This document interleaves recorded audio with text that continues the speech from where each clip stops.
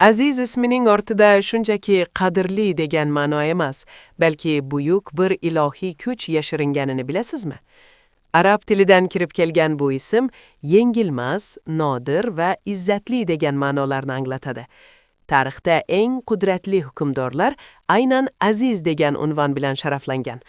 Psixologik nuqtai nazardan azizlar tabiatan o'ziga ishongan va g'ururi baland insonlardir.